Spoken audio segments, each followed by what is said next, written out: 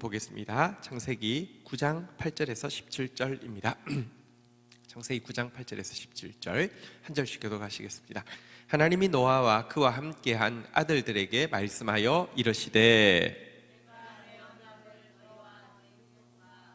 너희와 함께한 모든 생물 곧 너희와 함께한 새와 가축과 땅의 모든 생물에게 세우리니 방주에서 나온 모든 것 곧 땅의 모든 짐승에게니라.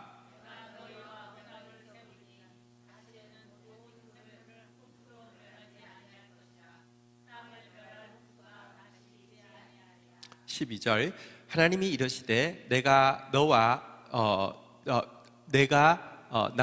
너희와 및 너희와 함께하는 모든 생물 사이에 대대로 영원히 세우는 언약의 증거는 이것이니라.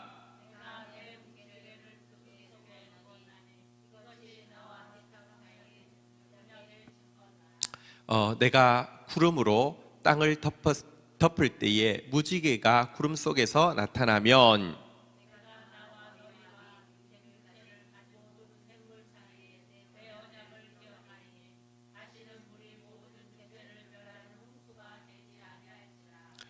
무지개가 구름 사이에 있으리니 내가 보고 나 하나님과 모든 육체를 가진 땅의 모든 생물 사이에 영원한 언약을 기억하리라. 17절 같이 읽겠습니다. 시작. 하나님이 노아에게 이르시되 내가 나와 땅에 있는 모든 생물 사이에 세운 언약의 증거가 이것이니라 하셨더라. 아멘.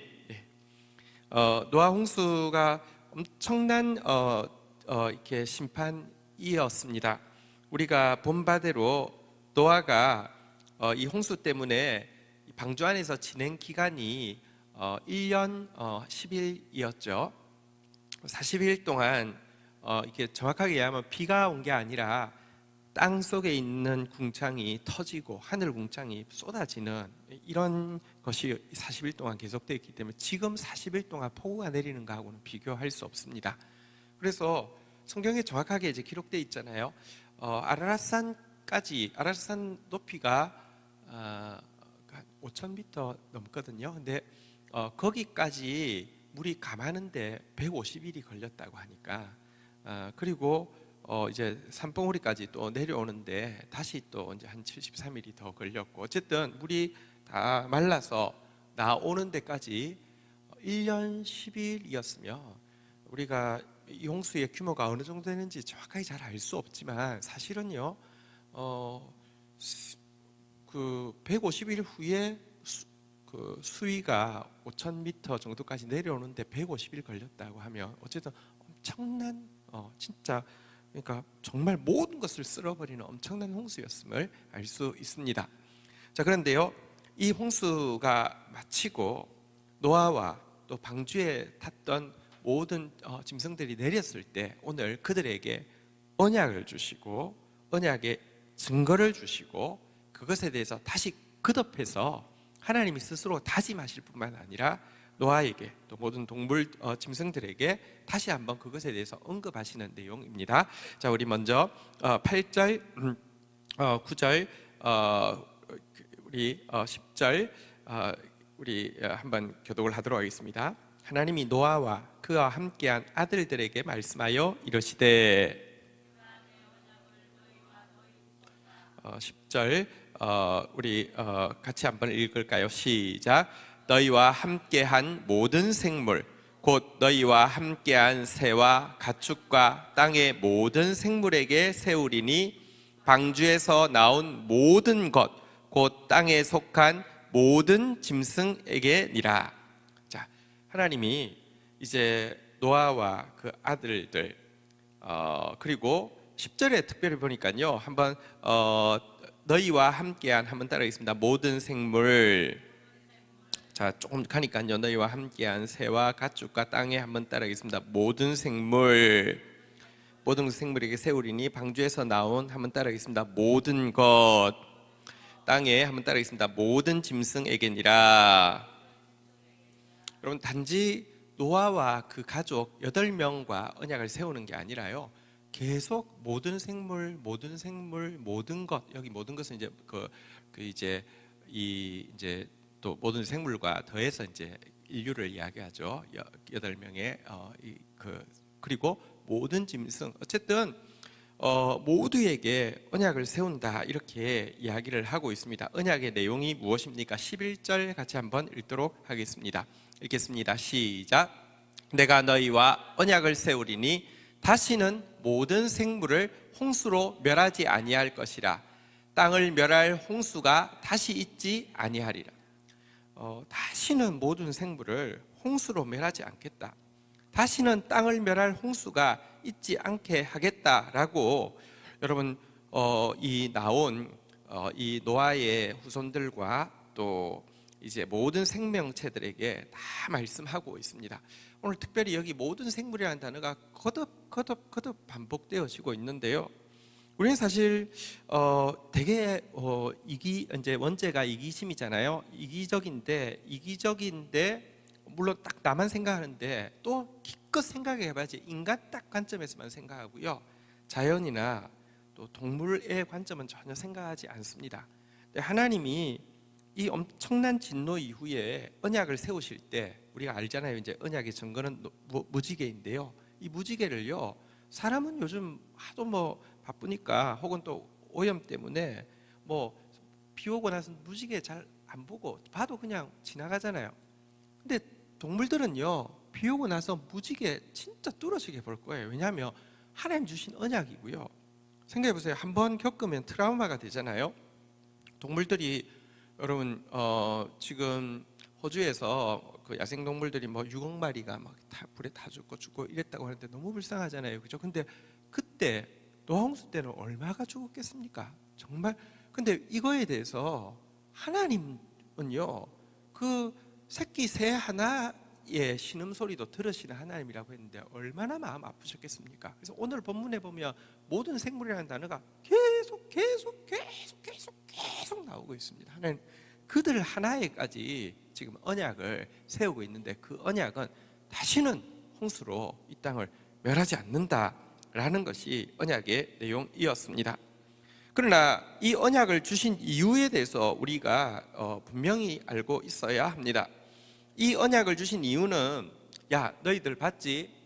노아 아담 세웠는데 범죄하고 나니까 쓸어버렸는데 그래도 노아 너는 의인인데다가 그래도 너희 동물들과 또 노아야 너희들은 아담과 달리 하나님의 진노를 한번 맛봤으니까 정신 차리고 잘하겠지.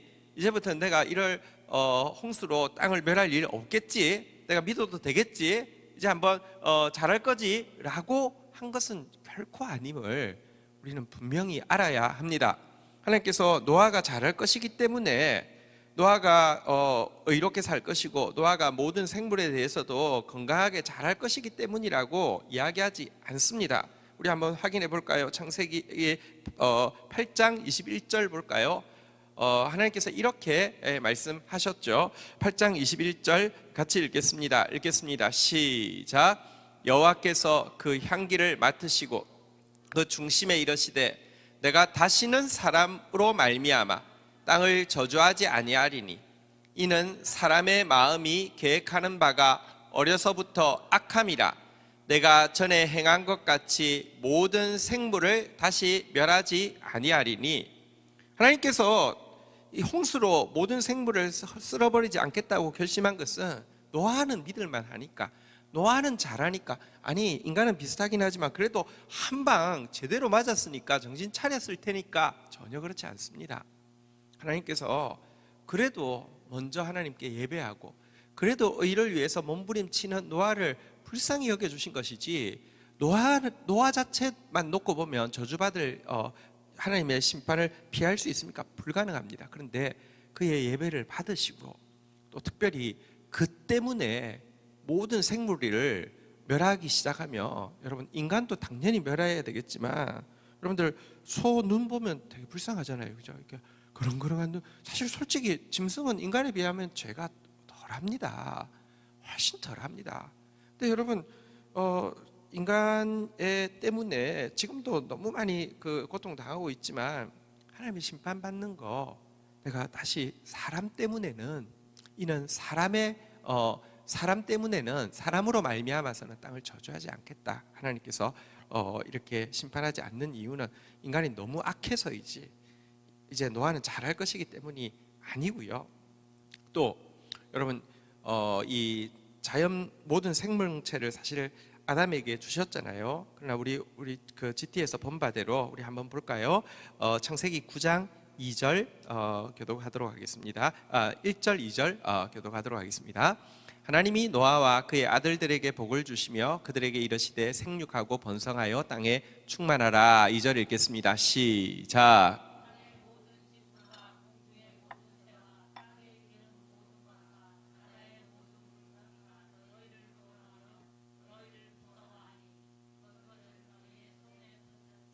하나님이 생육하고 번성하고 땅에 충만하라 하고 나서 워낙에 아담에게 뭐라 했습니까? 땅의 모든 짐승, 공중의 모든 새, 땅에 기는 모든 것, 바다의 모든 물고기 다스리고 정복하라 그랬는데요.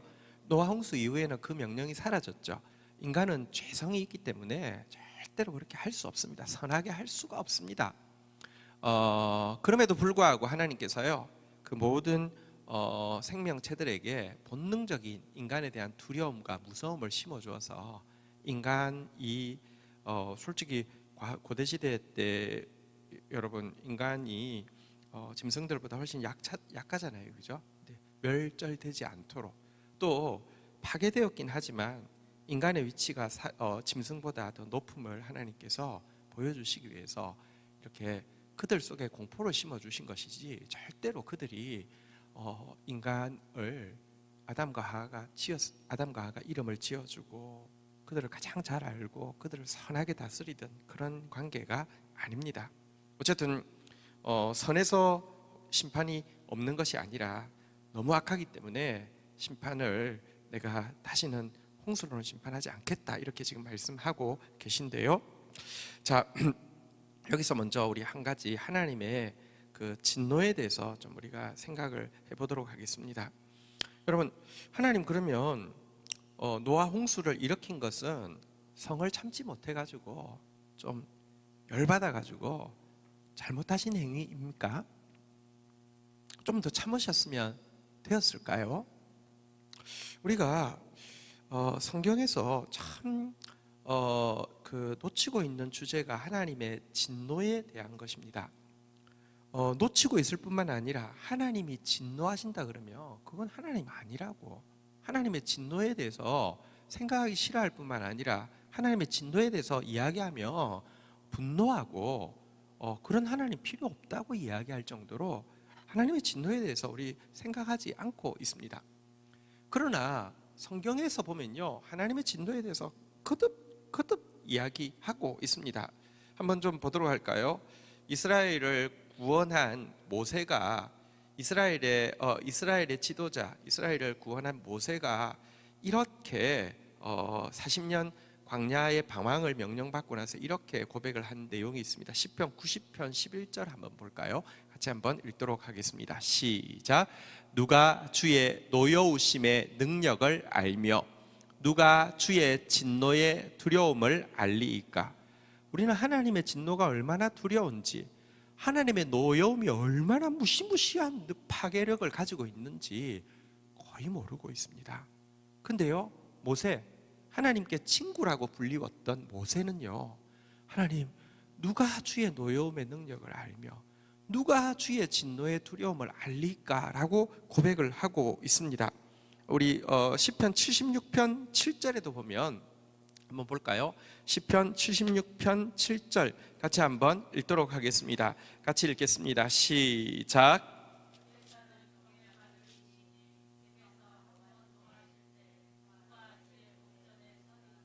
여러분, 하나님은 경외받으실이다. 이게 뭐냐면 두렵고 떨림으로 그분 앞에 설 뿐이다 라는 것입니다.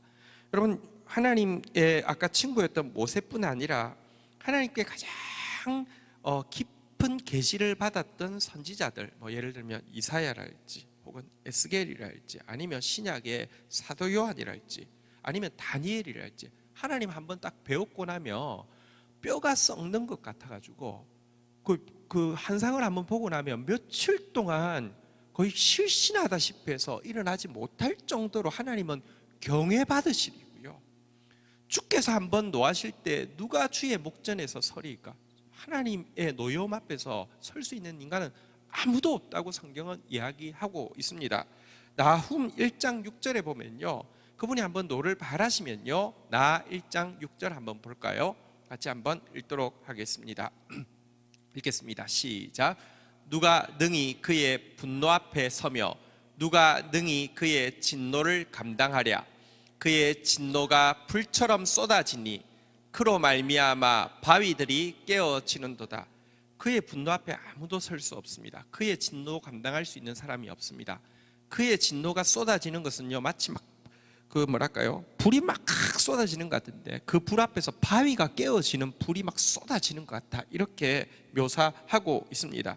바로 이 진노가 나중에 여러분들 이 땅과 이 하늘과 이 땅을 다 불태워 버리시고 새 하늘과 새 땅을 만드실 것이라고 성경은 예고하고 있는데요, 이 진노에 대해서 우리 생각하지 않습니다. 또 오늘 보니까 하나님께서 다시는 멸하지 않겠다고 이야기하니까 하나님 한번 성질 한번 뿌려놓고 나서는 그런 거 있잖아요. 옛날에는 성질이 불 같았는데 시간 지나면서 점점 착해지고 점잖해지는 어른들이 있잖아요, 그죠? 우리 하나님도 옛날에 성질이 불 같아가 이게 사라진 것일까요? 전혀 그렇지 않습니다. 하나님의 진노에 대해서 우리는 너무 잃어버리고 있습니다. 그럼 한번 보십시오. 하나님이 공의롭다는 것은 하나님이 진노하시는 하나님이라는 증거입니다. 예를 들어 내가 신문을 옆에 이제 벤치에 누가 앉아 있는 상태에서 신문을 봅니다. 굳이 그 사람 보이려고 한 건 아니지만 그 사람이 그냥 뭐 이렇게 좀 밀착에 있어서 신문이 좀 보입니다. 그런데 요즘 아주 이슈가 되는 사건이 있다고 치십시다. 유아 연쇄 성폭행 살해범의 이야기입니다. 그 뭐 이제 온 사회 사람들이 다 아는 주제라고 치십시다. 그걸 읽으면서 아이고 이 사람 7명째네. 아이고 야 대단. 만약에 이러고 내가 있으면요, 옆에 사람이 남 이야기니까 하고 그냥 무시할까요? 아니면 보편적인 정서를 가진 사람이 이 사람이 정신이 있나 없나 하면서 자리에서 일어날까요? 보편적인 정서를 가진 사람이라고 하면요, 그런 주제에 대해서 명확한 악에 대해서요 내가 웃고 있으며 옆 사람이 화내는 게 이상한 게 아니라, 우리 요즘 남의 일을 잘 간섭하지 않지만 사실은요 화 안 내는 게 이상한 것입니다. 그렇지 않습니까? 여러분, 정말로 의를 좋아한다는 것은 악을 싫어한다는 것입니다. 선을 좋아한다는 것은요 죄를 싫어한다는 것입니다. 하나님의 진노는 하나님의 사랑의 여러분 반대 표현입니다. 하나님의 사랑이 있다는 것은 하나님이 진노하신다는 것입니다. 하늘의 별이 반짝이려고 하면 반드시 있어야 되는 것이 있습니다. 무엇일까요?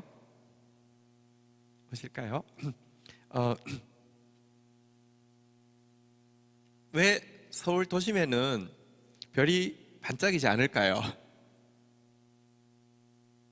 별이 환하려고 하면, 별이 진짜 반짝이려고 어떤 조건이 갖춰야 됩니까? 하늘이 캄캄해야 합니다.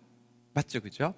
도심에서 별이 잘 안 보이는 이유는 인간이 켜놓은 불이 너무 밝기 때문이라고 합니다. 그래서 불을 다 소동한 상태에서 여러분 이제 같은 위도 경도에 있는 별을 이제 옮겨오면, 왜냐하면 그게 막 돌잖아요, 그죠? 그래서 무슨 사막 같은데 그렇게 쏟아지는 별이 우리한테 안 보이는 이유는 사실은 너무 밝아서라고 합니다. 별이 빛나려고 하면 여러분 밤이 캄캄해야 합니다.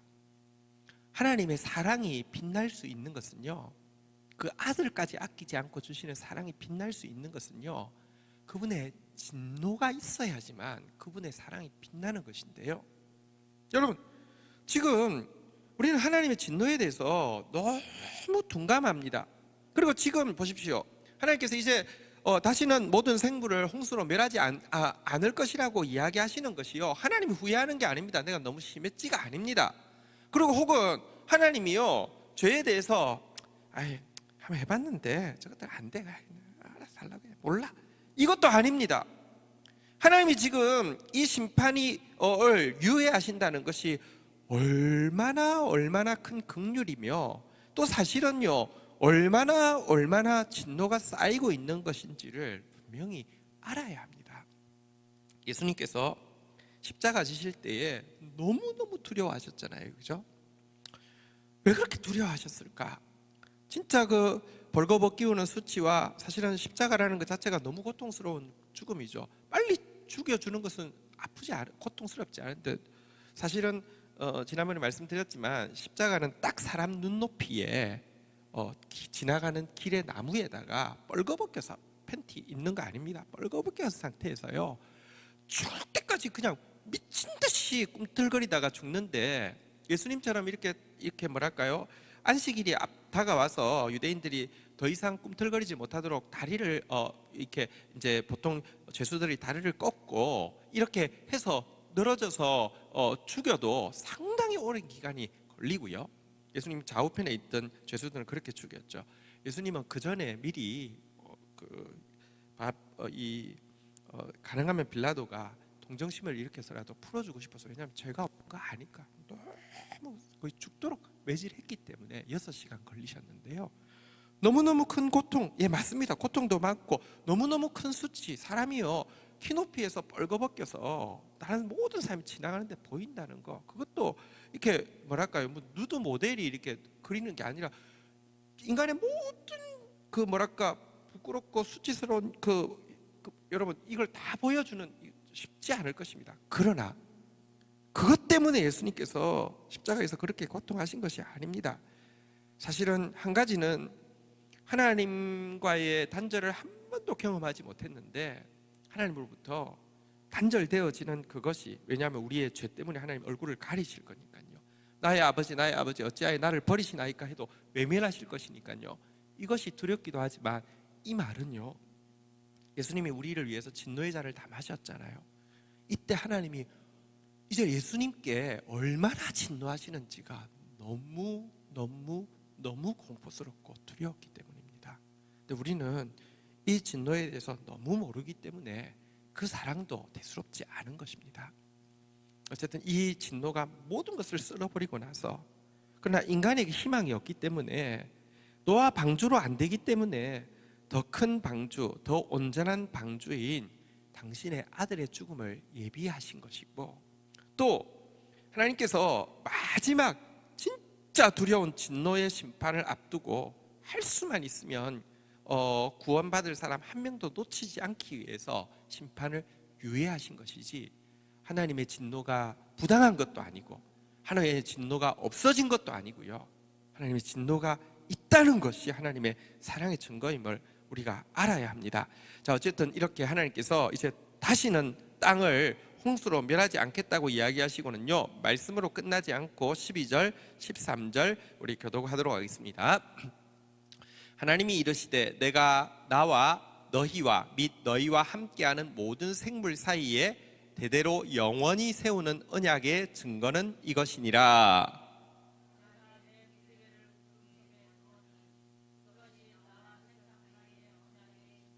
네, 12절에 보니까요, 여기 다시 한번 나와 너희와 함께하는 모든 생물 사이에 언약의 증거로 라고 하면서 사람뿐 아니라 모든 생물까지 다 다시 언급하고 있습니다.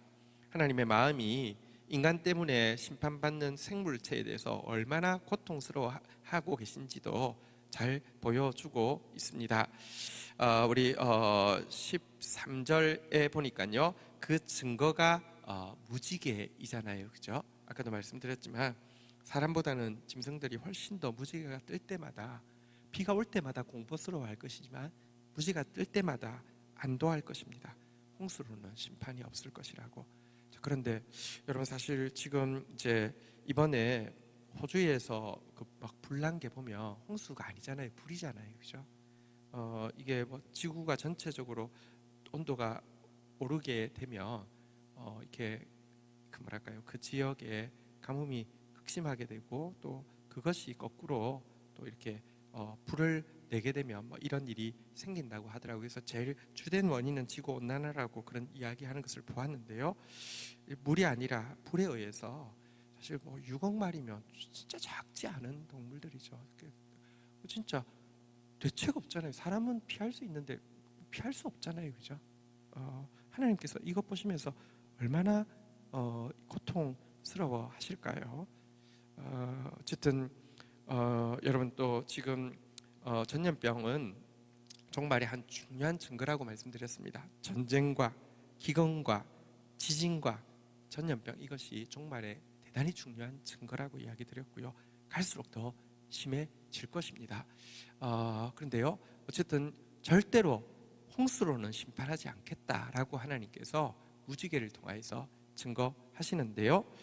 자, 이것이 그런데 아까도 말씀드렸지만 하나님의 진노에 대해서는 생각도 하지 않고 도리어 진노하는 하나님에 대해서 이야기하면 분노하는 인간들에게 있어서 이제 심판이 홍수 심판 같은 이런 대규모 심판이 없다가 보니까 인간이 교만하기 이럴 때 없어집니다. 우리 베드로후서 3장 한번 보도록 하겠습니다. 베드로후서 3장 4절 한번 보도록 할까요? 자, 먼저 이것을 알지니 말세에 조롱하는 자들이 와서 자기 정욕을 따라 행하여 조롱하면서 4절 한번 읽겠습니다. 시작. 이르되 주께서 강림하신다 약속이 어디 있느냐? 조상들이 잔 후로부터 만물이 처음 창조될 때와 같이 그냥 있다 하니. 사람들이 심판 무슨 심판, 주님 강림 무슨 주님 강림, 만물은 처음부터 지금까지 그대로 있는 거야, 이렇게 이야기를 하고 있습니다. 땡, 틀렸습니다. 5절 한번 볼까요? 이는 하늘이 옛적부터 있는 것과 땅이 물에서부터 나와 물로 성립된 것도 하나님의 말씀으로 된 것을 그들이 일부러 잊으려 합니다. 여러분, 땅이요 지금 이렇게 있는 거 얼마 되지 않았습니다.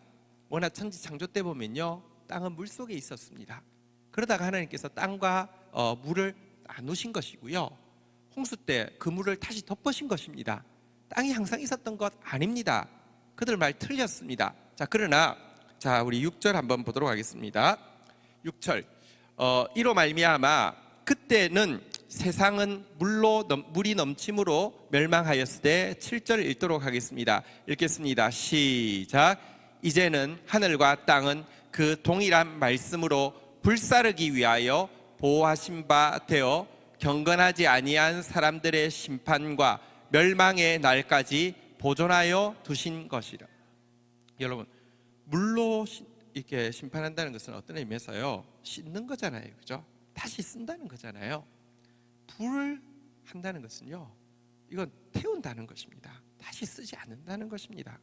아예 그냥 이렇게, 여러분 뭐 철광석도 여러분들 이렇게 내가 이게 수석 모으는 취미가 있어서 하면은 물론 씻겠지만, 여러분 불에 넣는 것은요 그걸 원한 모습대로 쓰지 않는다는 것이잖아요. 완전히 다르게 한다는 것이잖아요. 심판이 없는 게 아닙니다. 마지막 때에 불로 심판하기까지 위해서, 딱 그 심판을 위해서 건드리지 마, 그냥 이번에는 그냥 넘어갈 게 아니니까 건드리지 말라는 거야. 건드리지 마, 완전히 멸할 거야, 이렇게 심판을 위해서 둔 것이라고 이야기하고 있습니다. 8절 한번 볼까요? 같이 한번 읽도록 하겠습니다. 읽겠습니다. 시작. 사랑하는 자들아, 주께는 하루가 천년 같고 천년이 하루 같다는 이 한 가지를 잊지 말라. 그래도 말이 그렇지, 1000년이 지나도록 2000년이 지나도록, 아니 3000년이 지나도록, 노황수로 치면 4000년이 지나도록 아무 일도 없는데 무슨 일이 있겠어요, 이렇게 물을 수 있겠죠. 에이, 농담하고 계시네, 뭐 그런 일 없어요. 하나님께는 1000년이 하루 같다는 사실을 잊지 말라 그랬는데요, 여러분 진짜 그럴까요? 여러분, 근데 이 시간이라는 게요, 사실은 어느 속도를 딱 넘어서면, 어느 속도를 넘어서면 시간이 거꾸로 간대잖아요. 시간이라는 게 존재하지 않는다잖아요, 그죠? 하나님이 이 우주를 만드셨는데요, 그가 시간에 구애될까요? 그리고 여러분, 우주를 만든 하나님의 시간이 맞습니까? 내가 지금 보고 있는 시간이 맞습니까? 하나님 시간이 맞습니다. 여러분, 하나님께서 4000년 동안 안 일어난 거 보니까 안 일어나? 아니요.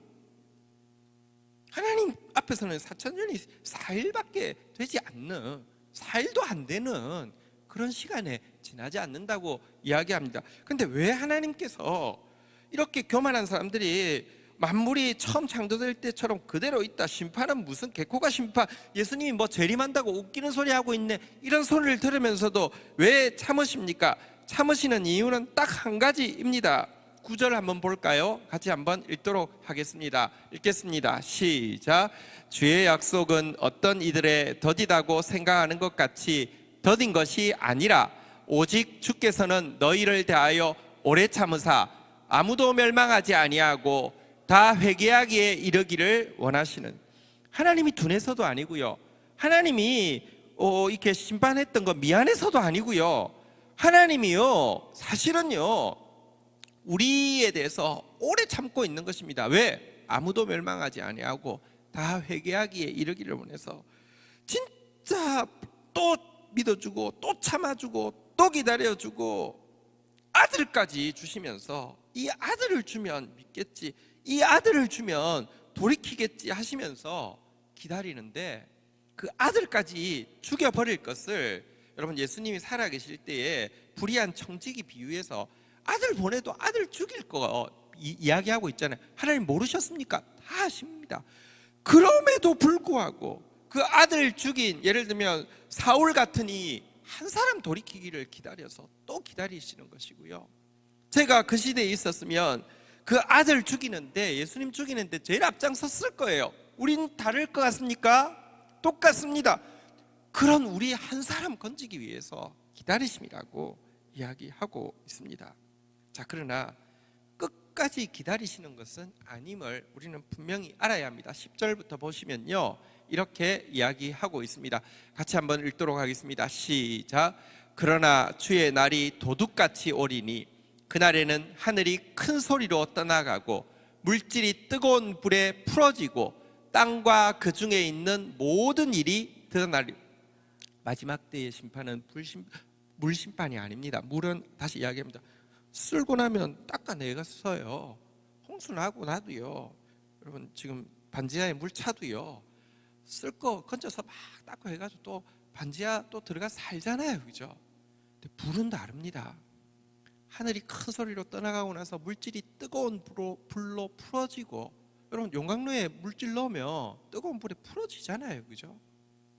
땅과 그 중에 있는 모든 것이 다 드러난다 그랬는데, 우리 잘 알 수 없지만 인간의 악이 만들어낸 핵폭탄만 가지고도요 이 지구가 몇 번 망한다고요? 뭐 수백 번 없어진다면서요? 근데요, 인간의 악함을 생각할 때 여러분 그런 일이 안 일어날 것 같죠? 안 일어나는 게 기적이고 일어나는 게 상식입니다. 인간이 얼마나 악한데요, 얼마나 대단한데요.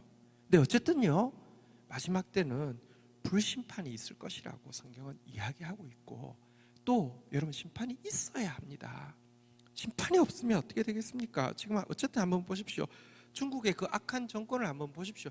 저게 어떻게 인간이 할 짓입니까? 이제 조금 지나면 또 이제 뭐 진상 규명 막 이런 거 나올 것 같으니까 이제 슬쩍 이렇게 이제 설리기 시작하는데, 뭐 하루 전날보다 9배나 더 사망자 숫자가 더 많이 나온다는, 이게 상식적으로 가능한 일입니까? 근데요, 그래서 지금 뭐 사망자 지금 나온 통계에 한 20배 정도일 거다라고 미국 언론에서도 실제 사망자 수는 이야기를 하는데요, 여러분 이런 일이 있어도 눈 꼼짝하지 않고, 사실은 우리나라에서 보니까 제대로만 하면 치사율이 거의 제로에 가까운 것이, 이렇게 많은 사람이 죽어가는데 신경 쓰는 것은 언론 통제하고 뭐 이렇게 자기 이렇게 시시하는 것 외에는, 그리고 그거에 대해서 바른 말하는 사람 뭐 가두고 막 탄압하는 것 외에는 아무 관심이 없는 이런 악한 정권이 그냥, 여러분 뭐 그냥 또 이렇게 뭐만 잘하면은 유지되는 거, 그게 여러분 심판이 없다고 하면 어떻게 되겠습니까? 심판은 있을 것이고요, 마지막 심판은 첫 심판도 너무너무 두려웠지만, 모든 생명체들이 너무너무 공포스러웠겠지만, 마지막 심판은 그것과 비교할 수 없을 것이라고 이야기하고 있습니다. 하나님의 노여움이 마지막 심판 때는 너무너무 클 것이라고 이야기하고 있습니다. 이 사실을 알면 우리가 어떻게 살아야 합니까? 11절 보면요, 이 모든 것이 이렇게 풀어지리니 너희가 어떠한 사람이 되어야 마땅하냐. 한번 따라하겠습니다. 거룩한 행실과 경건함으로. 우리 긍휼 입으려고 하면요, 여러분 하나님 무조건 긍휼인데 긍휼의 빌미를 노아처럼 의롭게 살고 의를 전파하는 것처럼 거룩한 행실로 경건함으로 우리 노력해도 범죄합니다. 노력해도 연약합니다. 그런데도 여러분 한 가지 그리스도인의 특징은 뭐냐고 하면 세상 사람들은요 죄에 대해서 그렇게 심각하지 않습니다. 죄를 인정하지도 않을 뿐더러 죄에 대해서 아파하지도 않고요 부끄러워하지도 않습니다. 그리스도인들은요 말씀의 거울 앞에서 죄를 인정하고 죄를 아파하고 죄를 부끄러워하고 끝까지 주님 오실 때까지 싸우는 삶을 사는 것이 그리스도인의 표지입니다. 그리고 성령의 도우심으로 주의 말씀의 능력 가운데서 우리 같은 자를 통하여서 거룩한 행실이 나오고 경건함이 무엇입니까? 제 발음이 안 좋긴 하지만 예, 우리 경건함이 무엇입니까? 예, 경건함이라는 게 영어로 갈리스, 그러니까 하나님 닮음이잖아요, 그죠? 하나님 닮은 모습이 나와야 하고요. 12절 같이 한번 읽도록 하겠습니다. 같이 읽겠습니다. 시작. 하나님의 날이 임하기를 바라보고 간절히 사모하라. 그날에는 하늘이 불에 타서 풀어지고 물질이 뜨거운 불에 녹아지려니. 한편으로는 내가 경건하게 살기 위해서 내가 정말로 하나님 앞에서 진짜 이 거룩하게 살기 위해서 노력하는 것과 또 한 가지 중요한 게 있습니다. 노력해도 안 됩니다. 그런데요 사모하는 것이죠. 주님의 날을 사모하고 주님을 사모하고 그날을 바라보고 그날을 사모하고 사는 것입니다. 세상이 다인 사람, 그래서 하나님을 안 믿는 건 아니니까 찜찜하지만 뭐 있을 수도 있으니까 오시되 가능하면 늦게 오시고 오시되 가능하면 나 죽고 나서 오시고 오시되 가능하면 그냥 뭐랄까요, 개인적인 종말은 죽음이잖아요. 이 세상에서 장수만 이렇게 얇고 길게 살게 해주시고 이런 마음이 아니라요 정말 하나님 앞에서 경건을 위해서 또 거룩을 위해서 몸부림치면서도 그날을 사모하고요 그날을 바라보고요. 바울이 의의 면류관이 나를 위해서 예비되어 있다고 이야기했습니다. 이런 내가 달려갈 길을 마치고 선한 싸움을 싸우고 믿음을 지켰으니 의의 면류관이 내게 예비되어 있다. 임종하면서 이제 유언이잖아요. 그런 유언하면 얼마나 좋겠습니까? 그런데요 나 잘났어, 니네들하고 레벨을 달라, 나는 의의 면류관, 생명의 면류관이 나에게 예비되어 있어가 아닙니다. 그 다음이 뭐라고 한 줄 아십니까? 그의 나타나심을 사모하는 모든 이에게 준비되어 있다고 이야기하고 있습니다. 그날을 사모하는 것, 그분을 사모하는 것, 이게요 우리가 그리스도의 신부된 표지고 우리가 긍휼을 받을 수 있는 표지입니다. 사모하면요 하나님 절대로 버리지 않습니다. 어쨌든 이렇게 살아야 됩니다. 다시 성경이 강조하고 있죠. 불심판이 있을 것이라고, 너무너무 두려운 불심판이 있을 것이라고 이야기하고 있습니다. 13절 마지막으로 한번 읽어볼까요? 같이 한번 읽도록 하겠습니다. 시작. 우리는 그의 약속대로 의가 있는 곳인 새하늘과 새 땅을 바라보. 여러분 불에 넣고 나면은 한번 물어보십시다. 철광석을 불에 넣고 나면 없어집니까? 없어지지 않습니까? 없어지진 않죠. 근데 과거하고는 전혀 다른 성질로 나오잖아요, 그죠? 진짜 제대로 된 게 나오잖아요.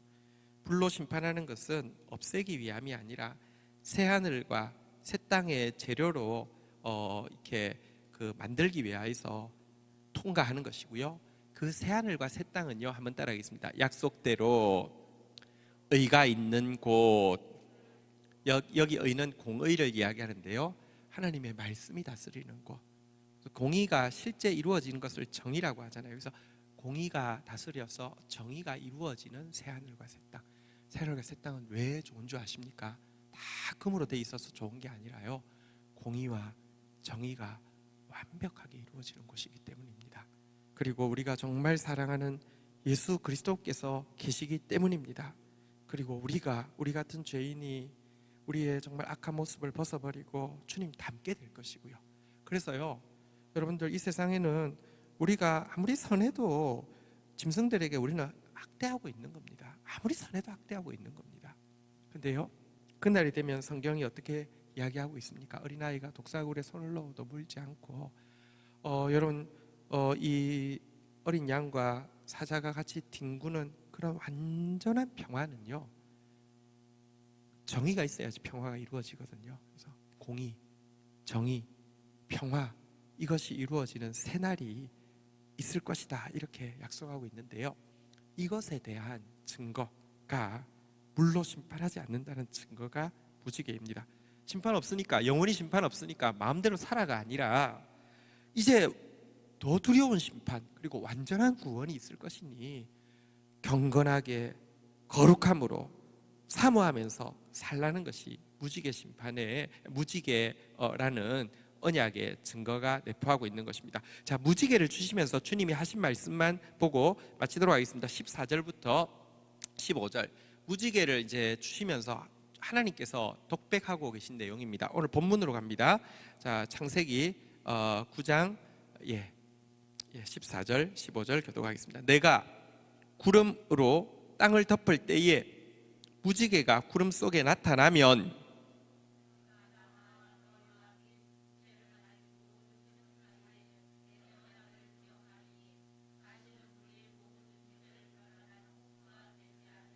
한번 따라하겠습니다. 내 언약을 기억하리니. 자, 무지개가 구름을 확 덮습니다. 진짜 죄악을 보면 그냥 가리고 그냥 쓸어버리고 싶어요.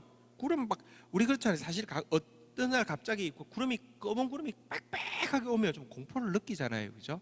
근데요, 하나님이 우리 죄악을 보면 그냥 검은 구름으로 확 덮은 상태에서 그냥 쓸어버릴까 이런 생각이 안 드시겠어요? 근데 무지개를 딱 보면요, 여기 무지개가 나타나면요, 다시 한번 따라하겠습니다. 내 언약을 기억하리니. 딱 우리만을 위해서는 아니고요, 모든 육체를 가진 모든 생물이라는 단어가 계속 나옵니다. 자, 우리 16절도 한번 보도록 하겠습니다. 다시 하나님께서 독백하고 계십니다. 스스로 다짐하고 있습니다. 같이 한번 읽도록 하겠습니다. 시작. 무지개가 구름 사이에 있으리니 내가 보고 나 하나님과 모든 육체를 가진 땅의 모든 생물 사이에 영원한 언약을 기억하리라. 한번 따라하겠습니다. 내가 보고 내 언약을 내가 기억하겠다. 무지개 보면, 내가 무지개 보고 나면 내가 모든 육체 모든 생물 사이에 세운 영원한 언약을 기억하겠다라고 하면서 두 번이나 스스로 보고 기억하시겠다고 독백하시고요.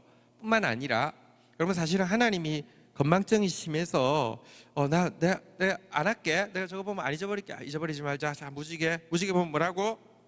심판 안 하는 거야. 자, 안 잊어버리겠지. 스스로 이게 아니잖아요, 그죠? 하나님께서 왜 두 번이나 자신에게 이야기하실까요? 17절 마지막 절입니다. 같이 한번 읽도록 하겠습니다. 시작. 하나님이 노아에게 또 이르시되 내가 나와 땅에 있는 모든 생물 사이에 세운 언약의 증거가 이것이라.